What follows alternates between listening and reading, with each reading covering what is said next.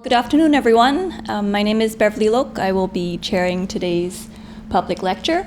I'd like to start by acknowledging and celebrating the first Australians on whose traditional lands we meet today, on which we gather, on which we learn, the Ngunnawal and Ngambri peoples, and to pay my respects to elders past, present, and emerging. Welcome to the Department of IR's 75th anniversary public lecture series. We've had a bunch of these throughout the year, and today is our penultimate one, with great pleasure of welcoming Dr. Federica Caso for her lecture today on Defense, Indigenous Engagement, Advancing Reconciliation, or Militarized Inclusion. So let me briefly introduce Dr. Caso. She's a lecturer in International Relations and Peace and Conflict Studies at La Trobe University. Her research explores how the inclusion of gender and racial diversity in the military influences both defense institutions and broader societal dynamics, with a particular focus on Indigenous military inclusion. She has published in several outlets, including International Political Sociology, Security Dialogue, and the Australian Journal of Political Science. Her first monograph, Settler Military Politics, Militarization and the Aesthetics of War Commemoration, was published in June this year, many congratulations, by Edinburgh University Press.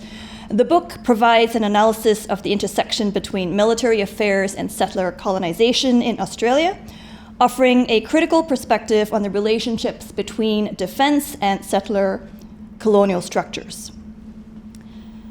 This lecture today will explore and extend some of this existing work that she's been looking at, and it will explore the complex relationships between Indigenous peoples and the military, examining the historical context of exclusion and the contemporary effects to recognize Indigenous peoples' service and increase participation.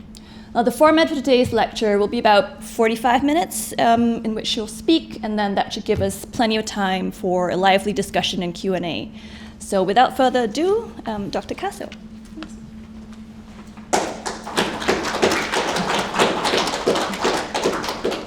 Good evening, everyone. Good evening. Thank you for coming out tonight. It's such a pleasure to be here in the context of the 75th anniversary of IR at the Department of ANU. The research and teaching that comes out of this department is truly leading the way in Australian IR. So it's such a pleasure to be here. Thank you, Kim, for inviting me. And thank you, Beverly, for hosting the session. So before I go into today's topic, I wish to also acknowledge and pay my respect to the custodians of this land on which we gather tonight, the Ngunnawal people, and acknowledge the cultural, spiritual, and historical connection to the land and sovereignty, and the fact that sovereignty has never been ceded. As an immigrant in this country, it is a privilege to get to know First Nations traditions and history, and I always hope that my research goes into bringing justice and advancing reconciliation in this country. So today I want to share with you my latest research on Indigenous military engagement and reconciliation. And the research has been kindly funded by La Trobe University as well as the Australian Centre at Melbourne University. So with funding from La Trobe University, I went to Canada to conduct a pilot project. And I was hosted at the Canadian Royal Military College, where I worked with Professor Grazia Scopio, who researched the experience of Indigenous peoples in defense in New Zealand and Canada in the early 2010. In Canada, with Grazia, we conducted a pilot study on Indigenous military participation and reconciliation, involving over 32 informal and background consultations with Indigenous peoples, both in the military and outside of the military. And we also visited a couple of reserves to understand Indigenous people's perception of the military.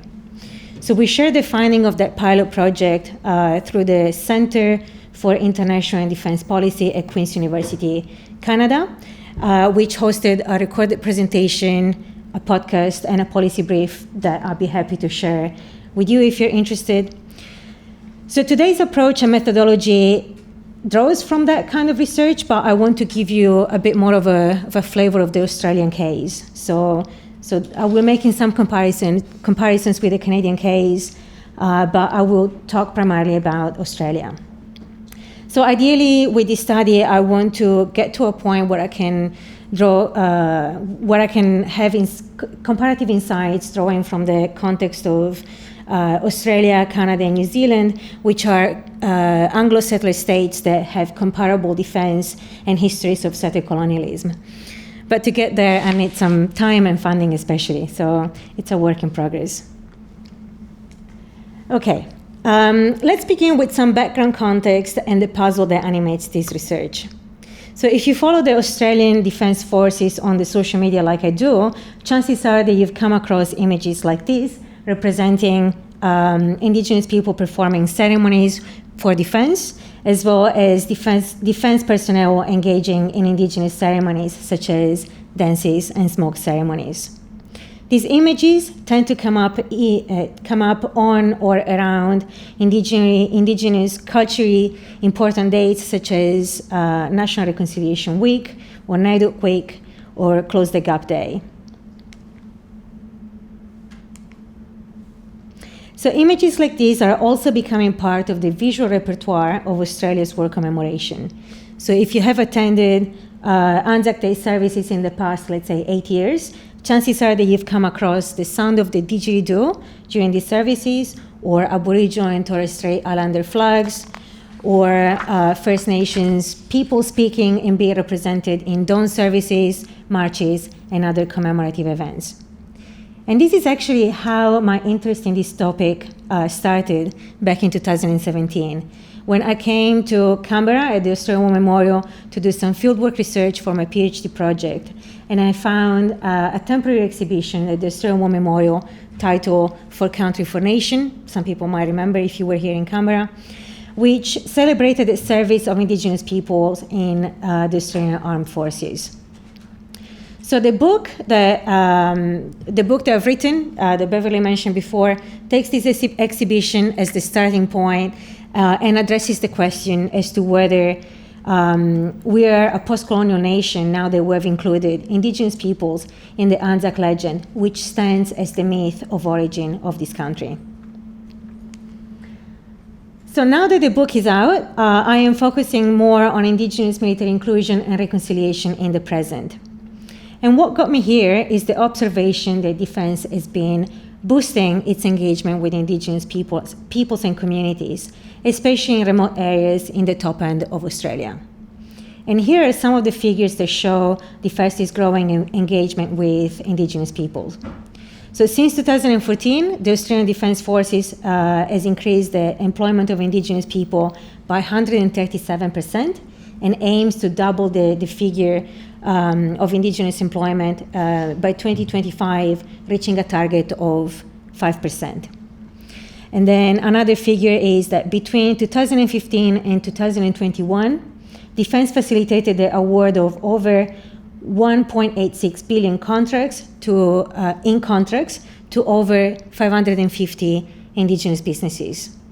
And another point to note is that Defence has been building relationships with communities by organizing and participating in culturally significant events such as Reconciliation Week, and also organizing assistance programs to Indigenous communities. So perhaps the engagement of Defence with Indigenous peoples and community is not too much of a surprise if we consider the location of Australian military bases, which are, I've mapped them here. So we can see from the map that, so these are the locations of Indigenous communities, and the red one are the locations of the location of military bases in relation to locations of Indigenous peoples, and density of population of Indigenous peoples. And so the redder means that there are more Indigenous peoples. So there is that proximity. But of course, there is more to the story than geographical proximity.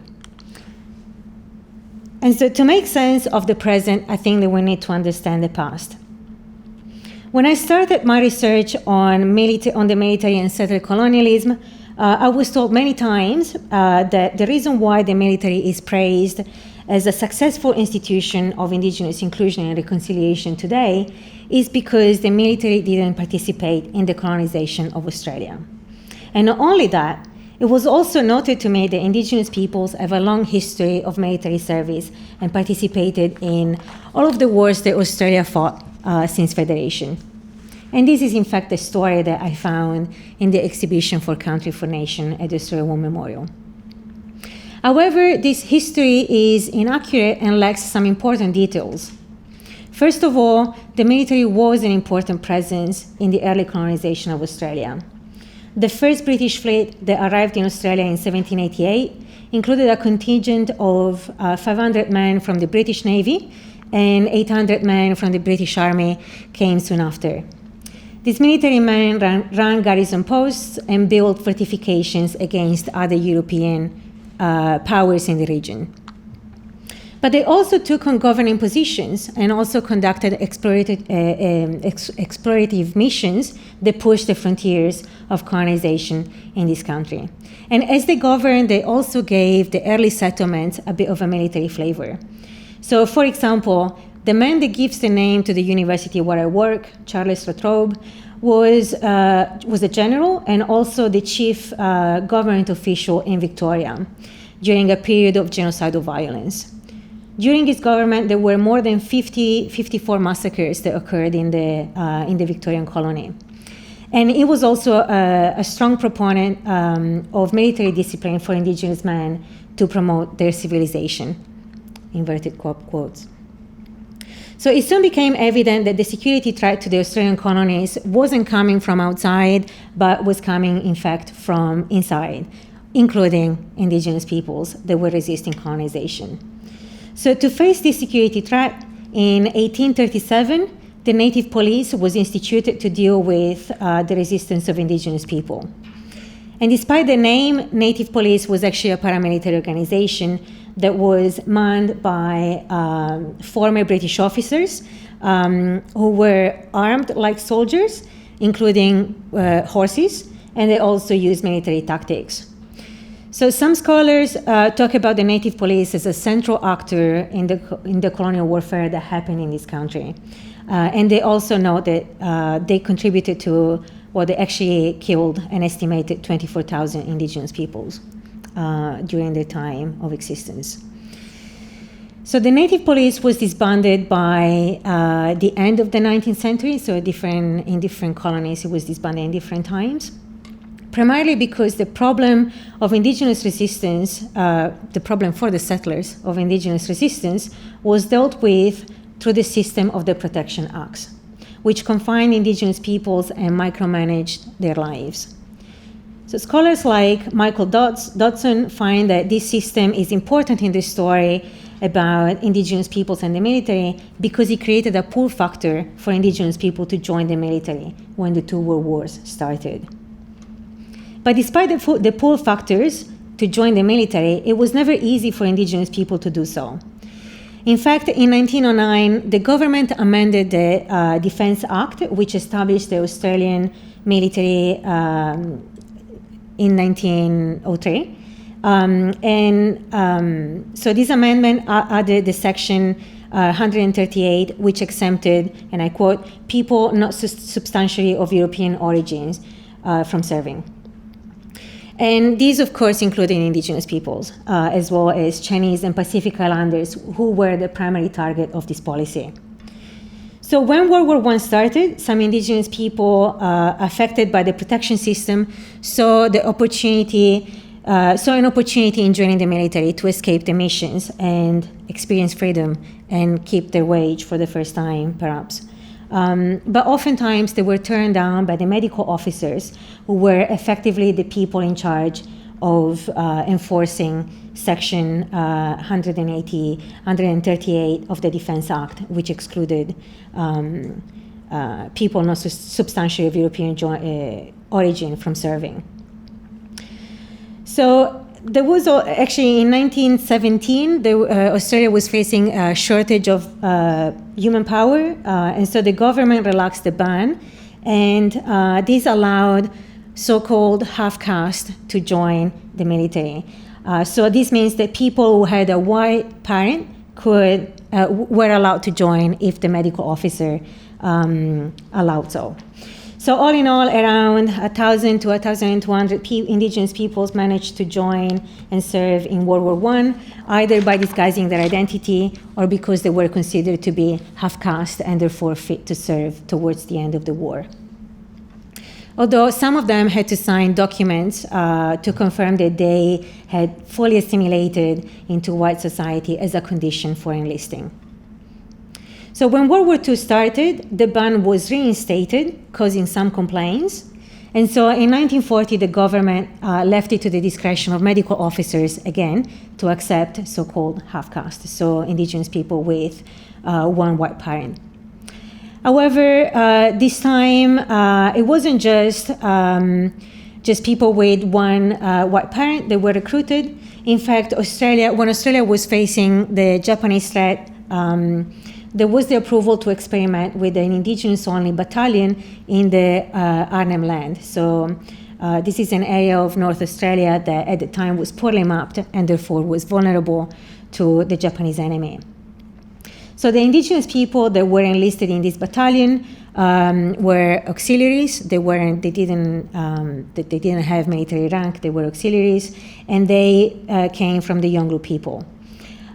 They were trained by a white anthropologist and by white officers. So the research of Noah Reisman shows that some generals and politicians had some concerns about the trustworthiness of the Yolngu people who were considered to be, and I quote, savages and malicious in nature, and they were basically sparking the colonial anxieties around the possibility that the Japanese could have flipped them by reminding them that their officers stole their land at the time of colonization. The Yolngu people also had some trust issues towards the authorities, especially the police, which often occurred in their community due to cattle raiding and other petty crimes. So the Yolngu people were all in the battalion were also paid less than other auxiliaries, or they were also paid in goods, often tobacco and alcohol. But following the Japanese attack in 1943, the battalion was replaced by a non-indigenous soldiers primarily unit because they didn't pose trust issues, and they were also paid a regular wage.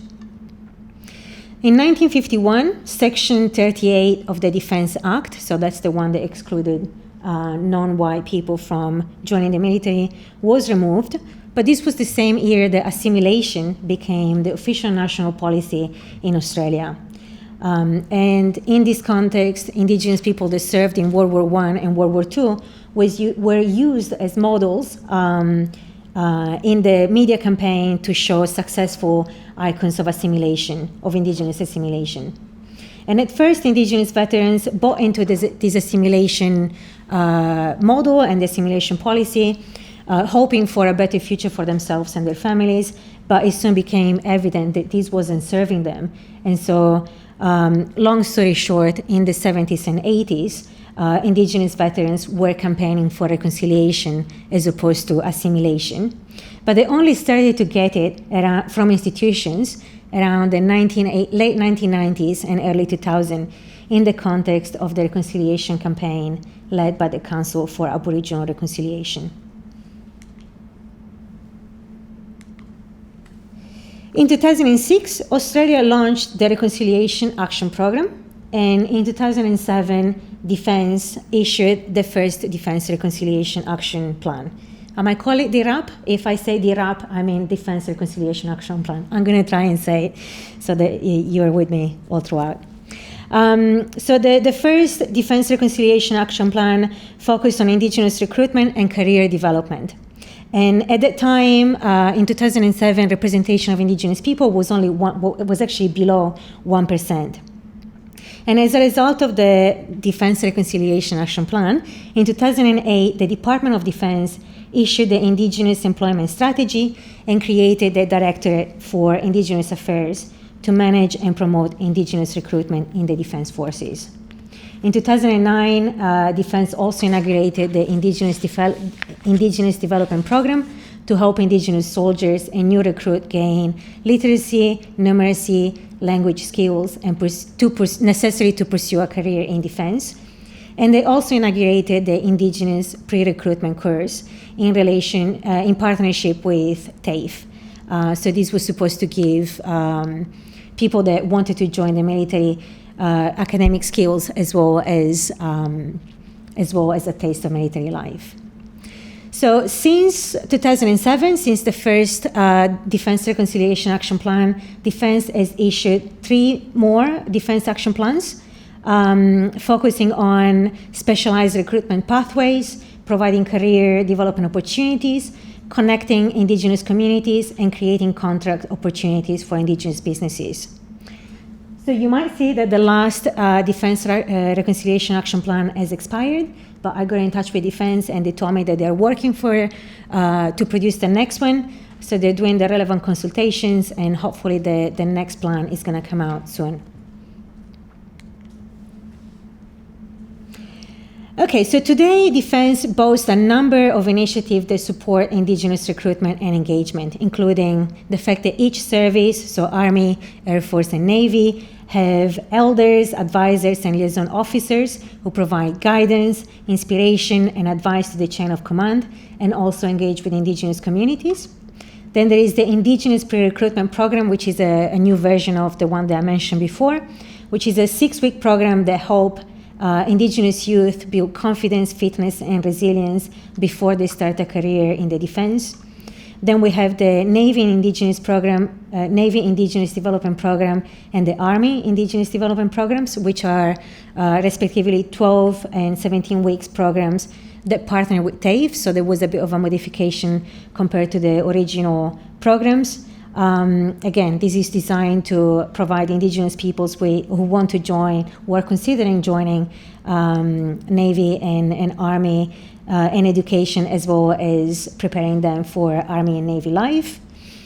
Then Defense participates in the Indigenous Graduate Program and the Indigenous Entry-Level programs to facilitate the entry of Indigenous peoples in the defense public sector. Then there are Indigenous Cadet Units, which are basically community-based youth development programs that support young people between the age of 13 and 18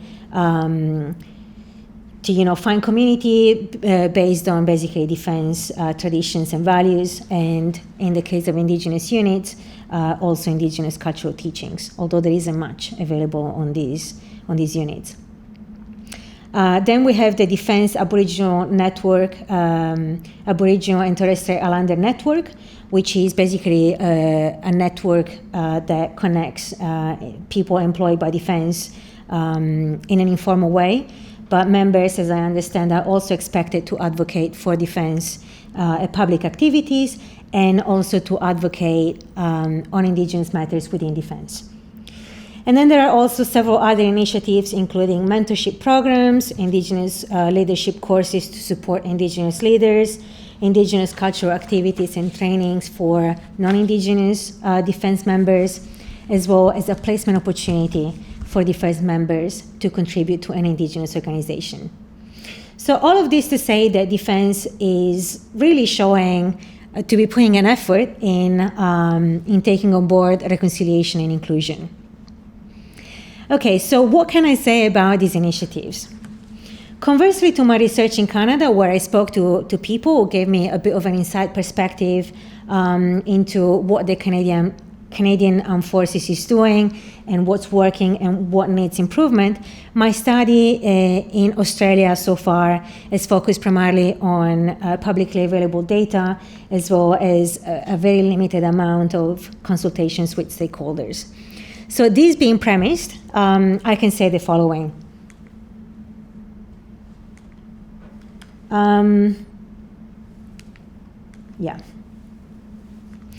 So the representation of Indigenous people in the defense portfolio has been growing and has reached the initial target of 3%.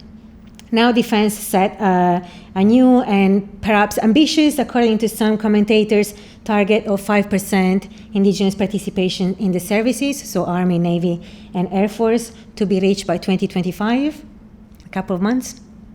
And a much lower 3% for the Defense Public Service. So perhaps the commentators claim that the 5% target is ambitious because it is bigger than the 3% set by the Commonwealth Aboriginal and Torres Strait Islander Workforce Strategy for each government portfolio. However, the target for the defense public sector at 3% is below the 5% set by the policy. The Commonwealth Aboriginal and Torres Strait Islander Workforce Strategy also sets a 3% Indigenous representation in senior executive services, but Defense doesn't provide this kind of data, so we don't know, or at least it's not publicly available, so we don't know what's the representation at that level of seniority. So data also shows that representation is increasing in the services, but not in the defense public sector.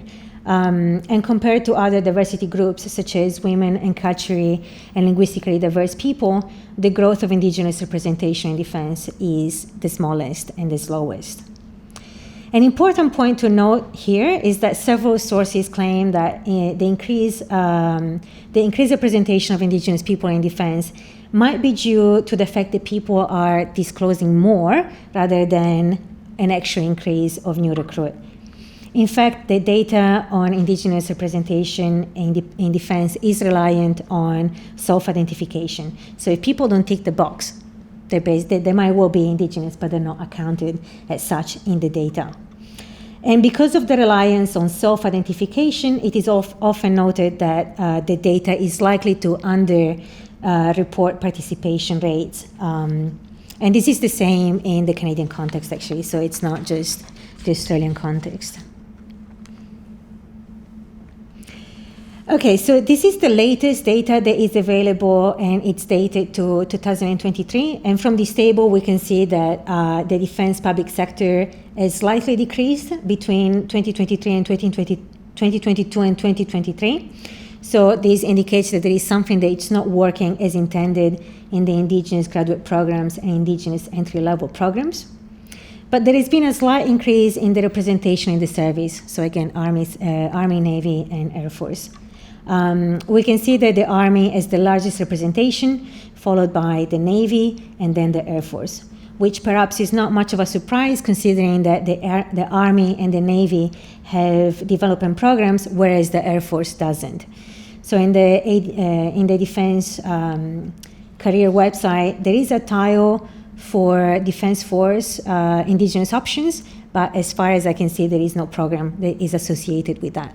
And interestingly enough, it's the same in the Canadian context. So in Canada, Army and Navy have designated Indigenous programs and pathways, but Air Force doesn't. So that's something I find interesting that perhaps could be explored. So from this table, we can also see the Indigenous Army Reserves is almost as big as the Army Permanent. And this could be probably because of the regional force surveillance units, which are Army units comprised for the majority of reservists, which are tasked with peacetime surveillance and reconnaissance of the remote areas of North Queensland, Northern Territory, and the Pilbara and Kimberley in Western Australia. So these units have large representations of Indigenous peoples. The current data is not really available, but what continues to float on the internet is that 60% of Northforce, they operate in the Northern Territory, and 30% of the Far North Queensland Regiment, which operate in Far North Queensland, are Indigenous. So I found the most current numbers that I found is that in the Far North Queensland Regiment, there are just over 200 Indigenous peoples in the regiment, but again, there is no data. Now, a recent study by Dr. Hugh Curtis and others published by ASPI raises some concerns about the retention of Indigenous recruits and therefore the success of the defense initiatives to recruit Indigenous people.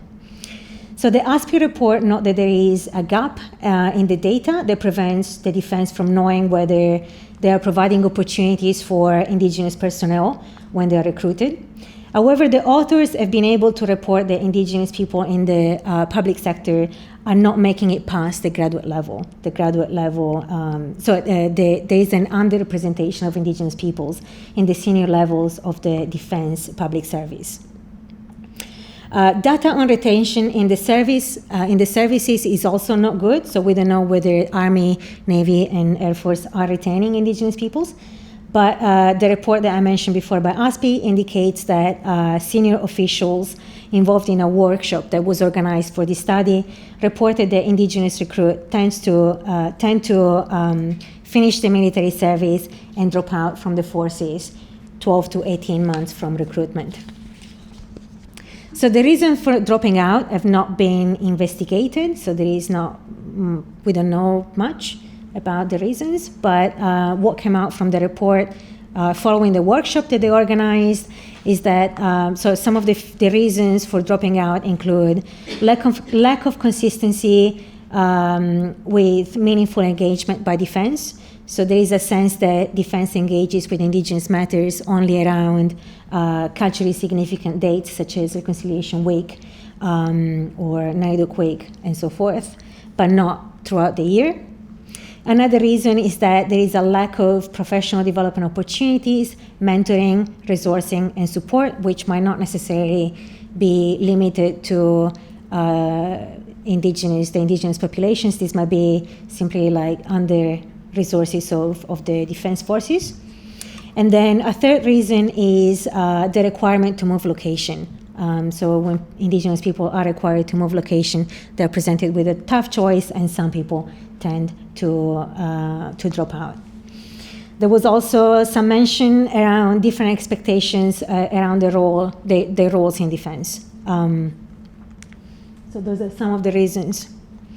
Okay, so going back to the mechanisms that defense uses to engage with Indigenous communities, an important one is the Defense Indigenous Procurement Strategy, which is a quite important mechanism because it makes a lot of money move around, hopefully in the direction of Indigenous businesses. So as I noted before, between 2015 and 2021, Defense facilitated the award of over 1.86 billion in contracts to over 550 Indigenous businesses.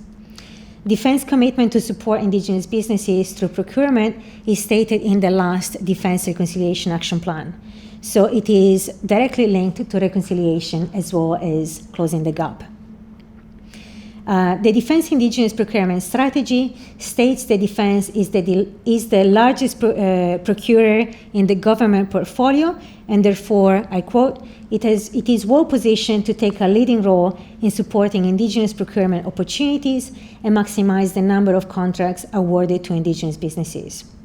The strategy also notes that defense procurement will contribute to the government efforts to closing the gap and support the goals of the Defense Reconciliation Action Plan. So the link is quite tight and stated explicitly. So to give some context, the Defense Indigenous Procurement Strategy was issued in 2018 and is linked to the 2015 Indigenous Procurement Policy, which is a government policy to stimulate Indigenous entrepreneurship, business, and economic development, as well as provide Indigenous Australians with more opportunities to participate in the economy. The way that the IPP, so this is the Indigenous Procurement Policy, works is to set a 3% of procurement contracts to be awarded to Indigenous businesses every financial year. And an Indigenous business is defined as being owned at least 50%, of being at least 51% Indigenous owned. So this table shows the figures of the Indigenous procurement policy from this financial year up to 2024. And what's immediately evident, I know that you probably can't see very well, but let me tell you what's immediately evident from this table, is that defense is by far the largest provider of contracts in the government portfolios, among the government portfolios. So this year it has a target of 737 contracts for a value of $200 million, and it managed to award already $608 million through 5,070 contracts, which is just like, it's a massive number. So perhaps you can see again, because it's too small, but all the portfolios are exceeding their targets. So it's not just defense that is exceeding, but of course, having a larger portfolio, it also means they allocate more money and more contracts. And someone once told me that the Indigenous procurement policy it's not really there to set targets, but the game is actually to exceed these targets and see by how far the portfolios can exceed these targets. I don't know. I don't understand. Anyway. Okay, so while defense makes a lot of money go around, there are also some questions about whether the money and contracts are actually benefiting Indigenous peoples and communities. So I spoke with a few people in the sector who raised some concerns about so-called black cladding, which refers to when a non-Indigenous business or person takes advantage of an Indigenous person or business to gain access to Indigenous contracts and procurement policies. This is a problem that is more generally associated with the Indigenous procurement policy, so it's not just about the defense procurement strategy. But in relation to defense, the argument is that there are not many Indigenous companies that operate in the sector, and the big and established defense companies, for example, Boeing, are doing joint ventures with Indigenous businesses that are loosely related to defense, and they do these joint ventures to access the contracts through the Indigenous procurement policy. So the concern here, the concern that was presented to me in this kind of joint ventures is that Indigenous businesses in joint ventures with big defense companies get low financial returns because the profit is shared, it's split among the various partners, and as well as the low value in terms of skills that Indigenous peoples gain. And this relates to the second concern that was presented to me, which is that Indigenous businesses are engaged solely for what someone told me, Indigenous hires. So basically only for the workforce. But these workers are not actually put in professional development careers, or they're actually not gaining professional skills from these contracts. So the concern here is that this type of engagement can hamper the ability of Indigenous businesses to become competitive in the defense sector, and also while Indigenous people might getting a job, these are still like low-skilled and low-paying jobs that are not conducive to career and skills and development of skills and therefore careers. So the other concern that was presented to me is that Indigenous businesses tend to be hired to provide cultural value. So basically perform ceremonies or do artworks or art in general, but they're not valued for the technical skills when they have them. So this is just preliminary research, and much more research is warranted in this area. And look, if you have contacts or stories that you want to share, I'm all ears. But yeah, so I know that there are a few people that are interested in this topic, and they're starting to do some research. So hopefully some more is going to come out soon. Okay, so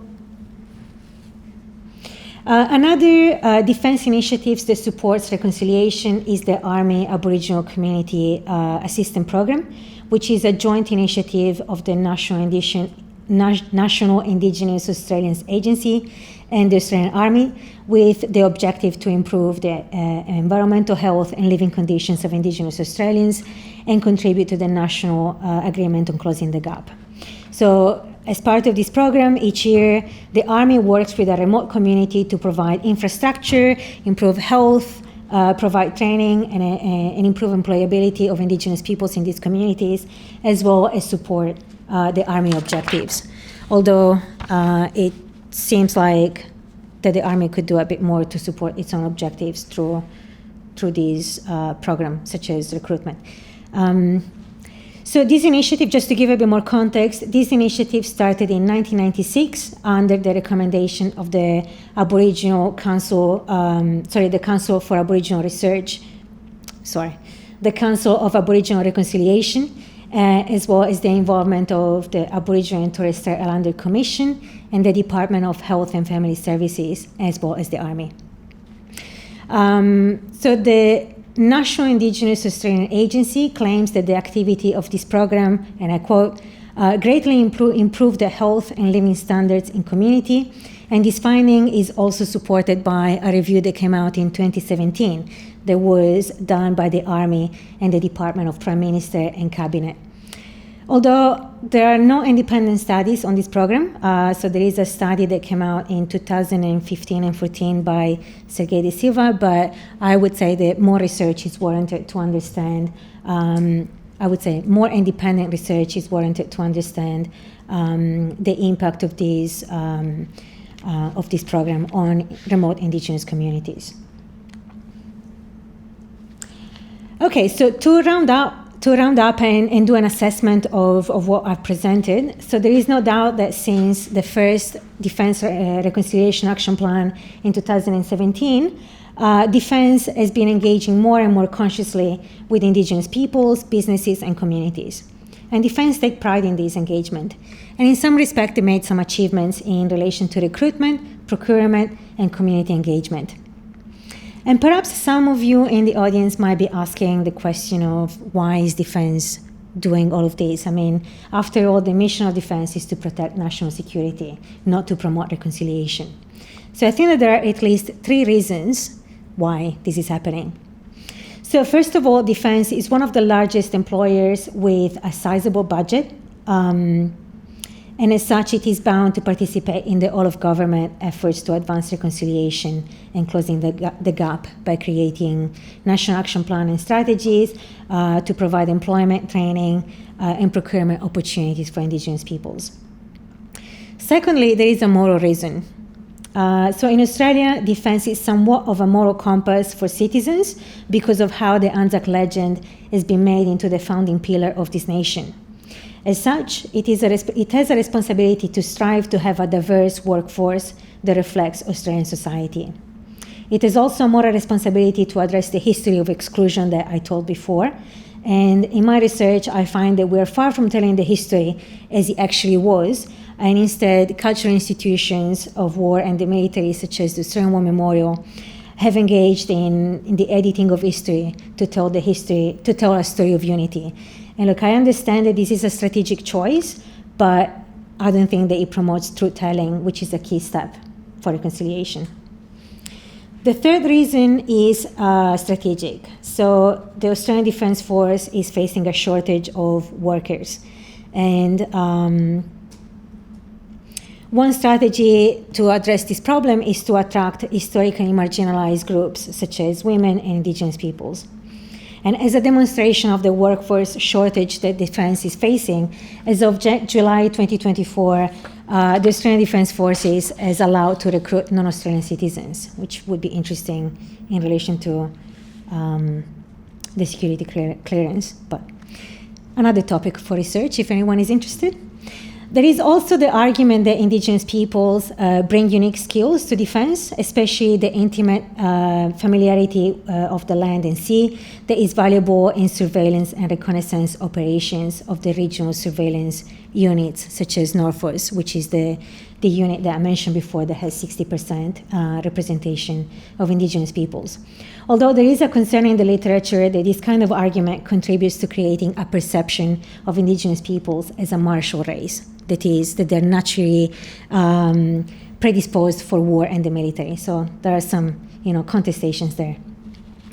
Another strategic element is that Indigenous soldiers can contribute to better connections with Indigenous peoples in the Pacific and therefore increase defense capacity in that respect.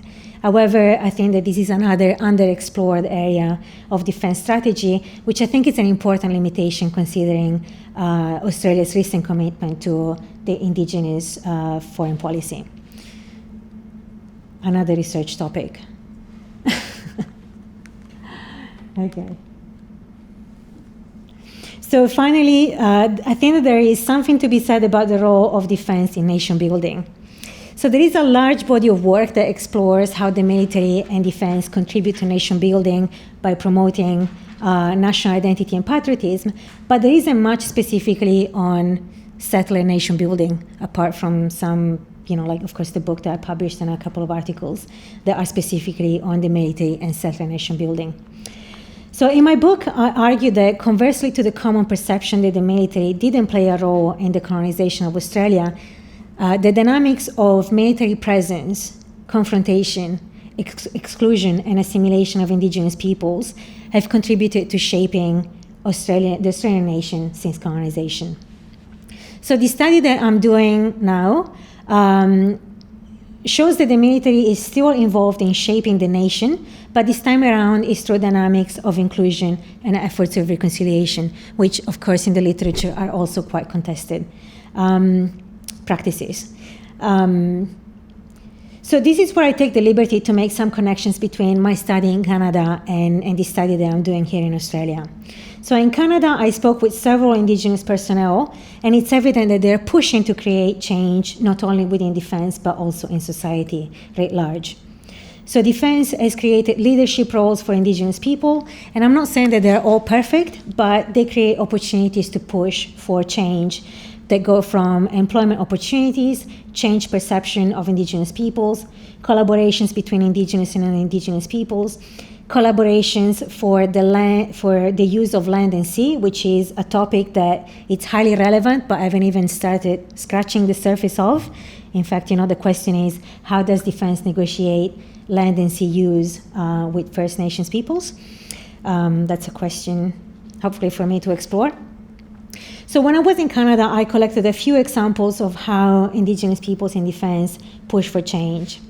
So one person, for example, is using her advisory position to mend relationships between the military and a community where the military was deployed against Indigenous peoples in the 1990s through an apology from the military. So she's pushing for this apology to happen.